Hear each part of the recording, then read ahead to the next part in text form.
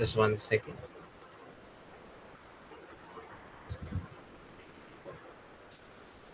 Okay.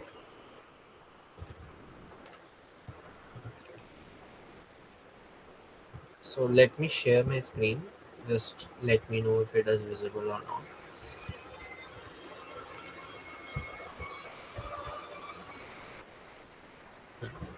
I think it is visible. Okay. So let's start. All are there. Okay. Today's position is bishop up for one pawn. Yesterday we saw full bishop up, and we discussed how to win the game using bishop, using the extra bishop efficiently. Today we will look at the scenario that what will happen if there is an extra pawn with white. I mean, yesterday we had a full bishop up and pawns were equal for both the sides, but today in today's case we will have one extra pawn for white, and bishop will be a spare piece in case of black's favor. Okay, so let us see how to win this efficiently today. So firstly, the starting position looks like this. It's black to move. The pawn on d5, let me just explain the position. h5, g3, f3, e4 and d5. These are the five pawns which white has, and black has h6, g7, sorry, f7 and e5 to play, along with this bishop obviously, and kings are placed at f2 and g8 respectively. So as you have played the arena, you must have noted how to navigate this light bishop onto a safe square, and how to proceed with white uh, when you don't have the piece. So let us explore what is to be done. It's black to move first. Uh, can you suggest any one move which works here? Just any random move. I mean, not a random move, a move that is good for position. No, it's white to. It's not white to move. It's black to move.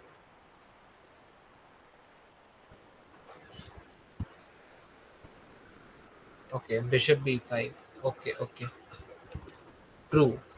Bishop b5 or bishop a4. Both of them are good moves, because the idea is. Let me just mark it. The idea for playing both these moves is, for example, if I play bishop b5, we are targeting this bishop onto e2, and then attack this on f3, attack this pawn on f3, or even place this bishop on d3 when the time warrants to do so. Okay, and same idea goes for a4 as well. If we play a4, then let's say white plays king e3, we play bishop d1. Okay, again attacking the f3 pawn, and this is not a pretty straightforward position for white to defend. So in fact, white doesn't even have any defense at this point. Okay, so let's continue. Here, white plays king e3, and the first step, bishop activation, is complete. Now the bishop is beautifully placed here, and it is ready for the white king to move away from via d2 or c3 to pounce on e2. Okay, so now our next step now is to activate the king, activate our king as well. So here we play king f8 firstly. Why king f8? Because it aims to come to the center using e7 and then d6. That's it. King activity, as I said yesterday, is a very important facet in the endgame, and hence we need to move our king to as much top as possible in order to make it active. That's the main idea. So here I played a sample move, king d2, where king if f2 is also possible. Neither of the moves are wrong, and the result is going to be the same. The impact is going to be the same, and black's plan will remain same as well. So king d2, king e7. As I said, we are marching the king up the board so that we could create some chances. So here we play king c4. You can play both bishop e2 here or king d6 as well. Both the moves are equally good. So if I can show you bishop e2 here. What happens is we play f4. We have to take this and take this, and here king d6 is also a fine move. I like f6 here. Reason is it renders the control. I mean, it gives the control of e5 square, and on the next move the king can pounce to d6 pretty easily, thus controlling e5. Okay, that's the main idea. For example, if I show you king d2, let's say bishop f3, king e3, and bishop to h1 here, and let's say white plays king d4, we have king d6, e5 check, pawn takes, and king has to move a little bit back. Here king c5 is met by g5. Okay, so e6, you can move your king here because d6 is not possible, as the king can take on e6. Okay, why was it too fast? Should I explain again? Is there any need to explain again? Was it too fast or too? Is it okay? Fine.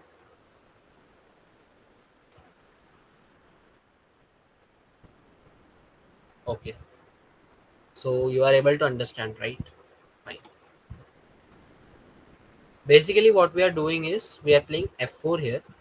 Either take it or taking is good option. Very simple on nine. G takes f4, f6 control, king d2, bishop f3, king e3, bishop h1, king d4, and then king d6. Okay, e5, pawn takes. White is trying to achieve some activity here. We are playing king d6, he played e6. Oh, sorry, it's king c5 first, and now we play g5, promote our pawn to queen. Okay, then e6, king e7, and d6 is not possible. As I said, king takes e6 was coming. For example, if you played d6, then you don't have king c6 here. That was the main idea because the bishop is controlling the king here. Okay, so that's why white has to take this, then take, and just wait for his ultimate, you know, ultimate death. I should, if I'm allowed to say that. Okay, and then g4 or something like that. G3, king to, let's say, where d4. Here you can play king d6, pretty calm move, I should say, or even king d6. If not possible, then you can just push the pawn to g2, king e3, and g1 queen is also fine. Okay, I think this should be the correct move order, but fine. Both of them are equally very. I hope you understood this.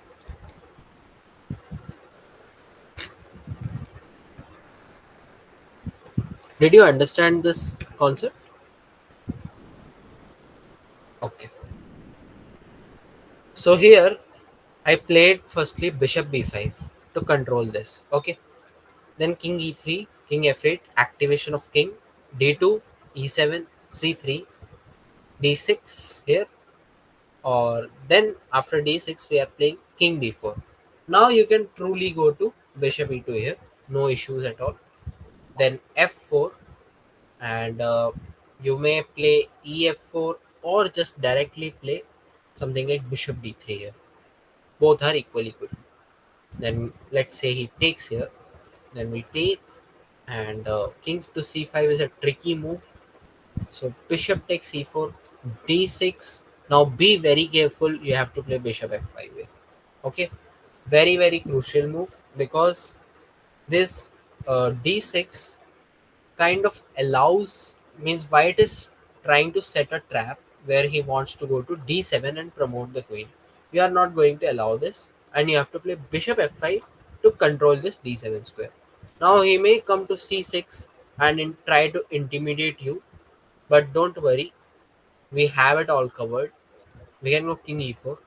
If he comes d7, we can just sacrifice our bishop and then reach with here king d7, king e7, sorry, and then maybe takes. I guess g5 should work here. Yes, it surely does, because if you, let's say, go here, there are two possible options: either to take this, where I can take back and the queen promotes, I mean the pawn promotes to queen, or king can be a bit funny, go here, then we have this pawn takes this, and h3 should be checkmate. I mean, it should be a queen promotion and then a checkmate. Okay, so either play this or just play h takes g5 as white, and you have nothing to lose here. King h4, g3, king h3, king f3, king h4, g2, king f3, queen, followed by checkmate. I hope you understood it.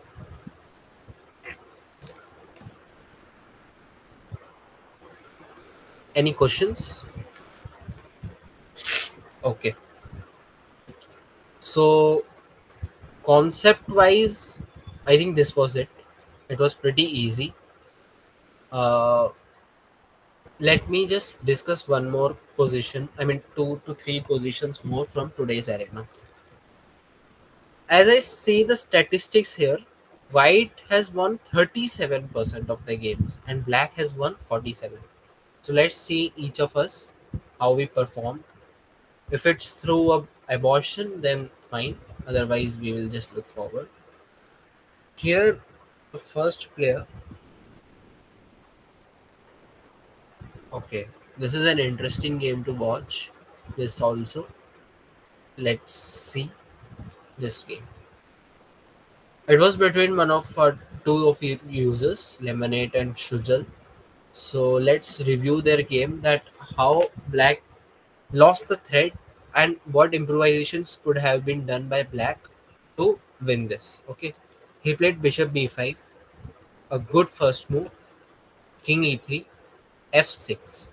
Okay, so you have not activated your king by you playing here King F8, E7, D6, like I discussed in the session, because the reason is pretty simple. King activation is a very important process of endgame. The more active your king is, the more chances are that you are supposed to win the game. Okay. So f6, not a bad move, but again king activation, you are wasting one move by not activating your king. F4, king f7. Okay, you have done it on the next move, so fine. G4. Okay, G6. So far it's fine, but you are also playing a waiting game where you shouldn't even play anything. I mean, the best move would have been to capture here and followed by bishop to d7, where you're attacking this g pawn and forcing it to move g5 so that you can take, he takes, and you take, followed by this. Okay, this has become a bit complicated, but fine. It will be easier now. We play g6, king f4. Why g6? Because we are limiting the control of the king going to h5. Okay, so g6, king f4. Now we bring the king back. Anyway, you cannot win this endgame without the support of king. So you need to be very, very meticulous with the way you play the king around on the game. Okay, so let's say here you played g6, your opponent played g5, you played h5. Okay, h5, even though is not a bad move, but still, when you have the opportunity to reduce as much pawns as possible, you should do it. Okay, so he played a waiting game, which is perfect for white. King f3, f takes g5. Now, okay, you took f takes g5, f takes g5. That's a correct move, because your opponent could not take here because he is giving you the pass pawn. So that's why he took on fg. Okay, now we played bishop c4 here. Fine. King e3, king e7, d2, d7. But I just want to ask you a question: why you went to d7 instead of directly jumping onto d6 and then to c5 and things like that? I just want to ask you one question only. because d7, as I said, actually wastes some time here. So don't waste time in the sense, not in the terms of match time, in terms of game time. I mean, the time you are taking to finish the game is expanding, and that should be avoided as much as possible. That was my point. So king c3, d6. Here you blundered your full bishop, and this kind of hangs the game everywhere, and this is a big mistake. Okay, so I think you are under a time stress here, but you could have navigated your bishop like anywhere, like f1, e2, or even a6, anywhere. Or at the least, you can just also sacrifice, but I don't recommend that. You can just play bishop f1, which is a pretty simple move, and king has to take two moves to reach here. And by that time, you will come to g2, and then you will push the king forward as well. And this should be a completely easy win for you. But okay, you blundered, and now it should have been a cakewalk because your opponent has applied the king's pawn. So king c6, king f7, d7, and this should be curtains here. King queen f6, g6, h6. This is just a wrap, full wrap. Okay, queen g7. So I hope Shrujal, you understood how you should have played with the black. I mean, what you should have done is just bring the king out and try not to worry about your bishop, and move it along the diagonal on a longer version so that you could attack this pawn from e4, pawn on e4 from behind. Okay, so I hope you understood it. Any questions, guys?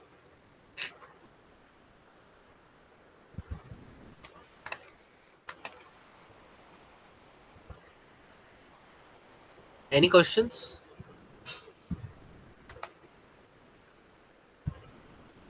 No. Did you understand it?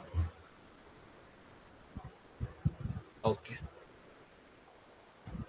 so let's see one more game today. Okay, so this was suggested by one of our members here. Here also, I think it was a stalemate. Okay, so how was the finish? Oh, okay. So this is a stalemate, but I think it was part of Black's mistake, I should say, because they haven't played here. So okay, this was won by Black, and another game is okay. Let's see another user. So Shrujal का आज क्या हुआ? Yeah, let's see this one. Okay, so Shrujal was white and Zenith Zugzwang was black. He played bishop b5. You played f4. Correct. King f8. F takes e5. He blundered the pawn. Okay.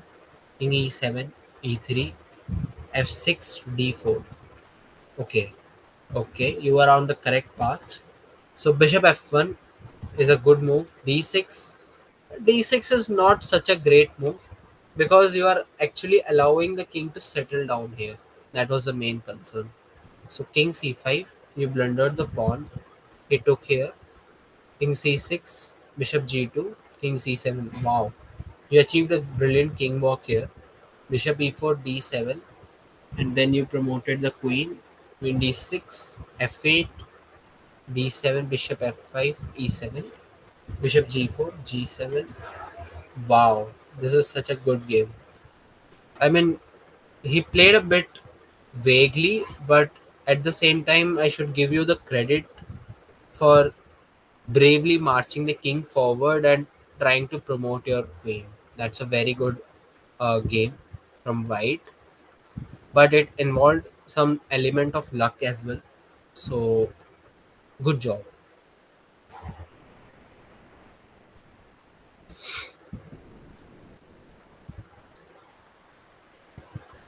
So, okay, here it is timeout. Here it's a draw.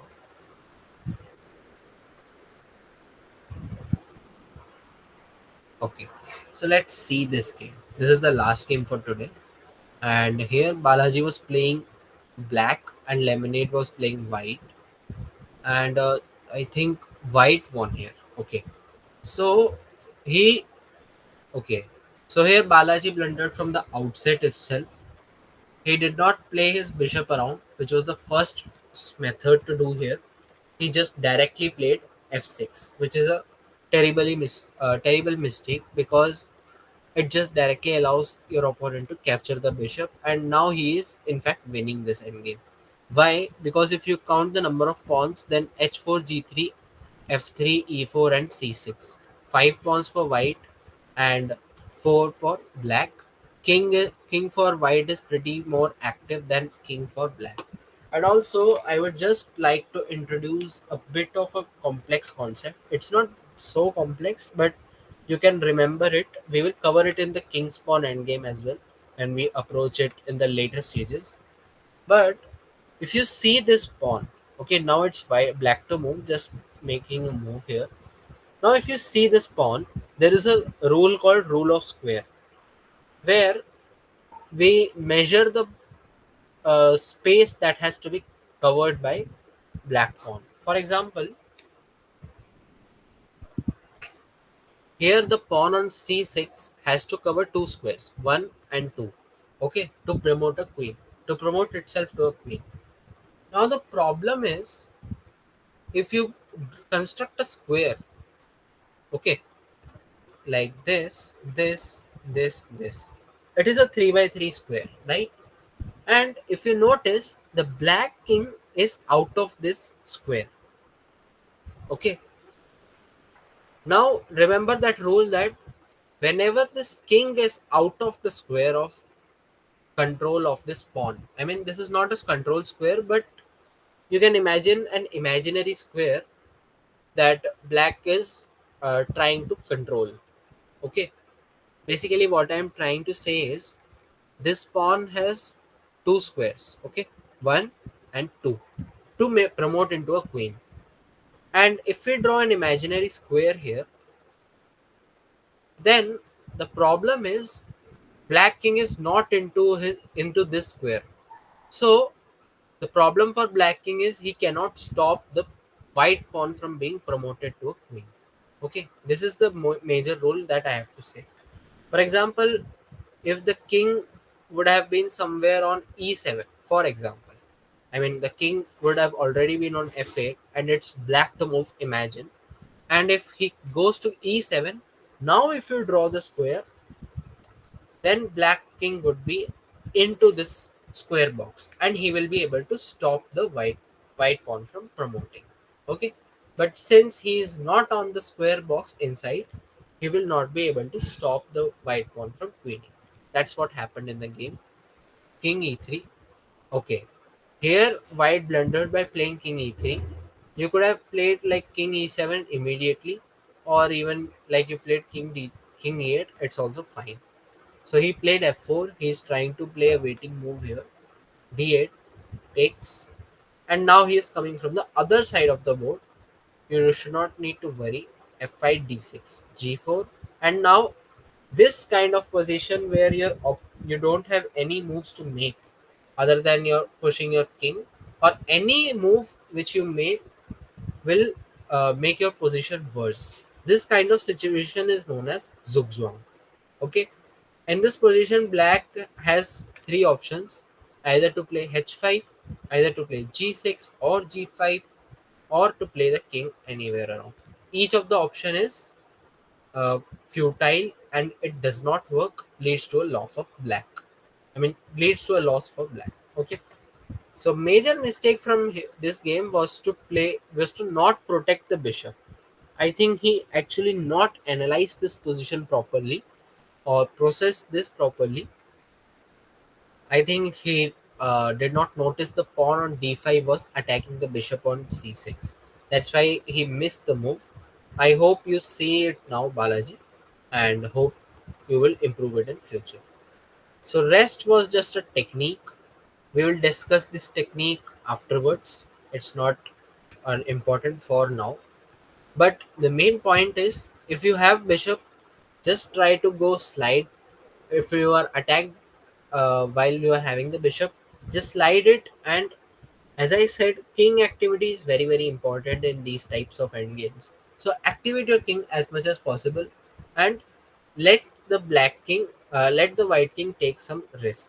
Ultimately, from black side, what we are aiming to do is we are creating a zugzwang for white, where he has to at some point lose his extra pawn, then his another pawn, and then his another pawn before we finally go on the march for promotion. So I hope you understood it. Any questions?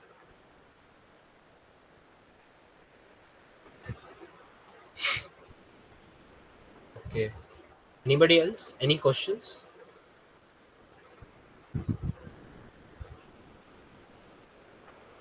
Any questions, guys? Or shall we close this? Because this was a extension of yesterday only, so I did not explain much in detail. I think you would have understood it. अगर कुछ समझ नहीं आया or you are not able to understand, please ask. Okay, चलो then fine. I hope we can wrap this up now. And I just want to inform you one thing before you leave. Tomorrow we are going to cover Bishop versus two pawn, and it's going to be a lot tougher than today, because the point is Bishop versus two pawns can be uh, it can go anywhere, because the position of the kings matter pretty much when you have two pawns.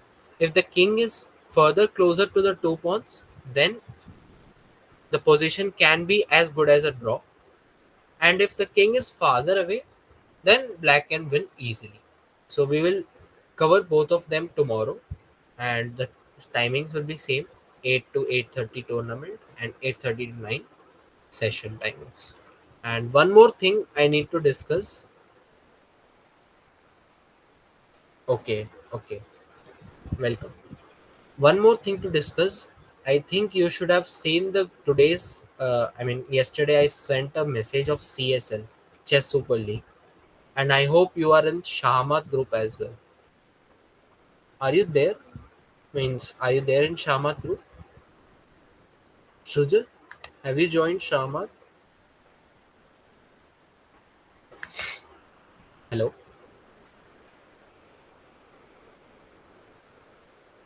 Okay. Okay. If you haven't not joined, then you can join it today. If you want to play for Nilgiri House, you need to join the group of Shahmat as well. Now the point is, major point is, Nilgiri selections for CSL will happen on 14th of September at 10 p.m. Okay, it will be a 1 hour arena where the time control will be 3 plus 2, and top 16 players will be selected for next stage. That is the main tournament. Okay, everybody will be participating. Myself, Jayesh, Shubham, and all the other players will also come here. But we will not jeopardize your chances as of now, because there are two leagues. If I have to explain the structure, please listen to me carefully. There are two leagues or two tier structure for each house. Okay, first tier is open for all, and in each tier will have a squad of 8 members, out of which 5 have to play in a match and 3 will be reserve players. Okay, based on the opponent and strategies of each match, we will change the players accordingly based on their performances and strategies that we have planned for each match. Okay, now the main point is, for open for all, we will select 8 players, out of which 5 will play on the board uh, on the match day, and they will be part of first league or league A. And the second group will consist of those players who will have a, please listen to this very very carefully. Second group or the second league will have those players who have a rating of less than 1500 on chess.com, and the rating refers to blitz rating. Okay, and one mandatory prerequisite is, you have to play at least 15 blitz games in chess.com before you are joining the this selection tournament. Okay, or I will not keep this in the selection tournament, but before joining the Shama tournament, you must have played at least 15 blitz rated games. Okay, 15 blitz rated games at least. Okay, now this League B is very very important. Why? Because it only has players who have a rating of 1500 or below. Now the catch here is, out of the five players who will be playing in the 15 and under 1500, three will be having a rating of under 1200. Okay, so basically if I have to say effectively, there will be five players, and if you divide the five into two parts, then two players will be having a rating of like 1200 to 1499, and rest of the three players who will be playing that match will have a rating of less than 1200, and these ratings are according to the chess.com blitz ratings. Okay, I hope you understood it. And if you are willing to participate, this competition starts on 22nd September. I have shared the schedule as well. Let me just show you to you once. And the teams are being made yesterday, and we will just see what are the schedules.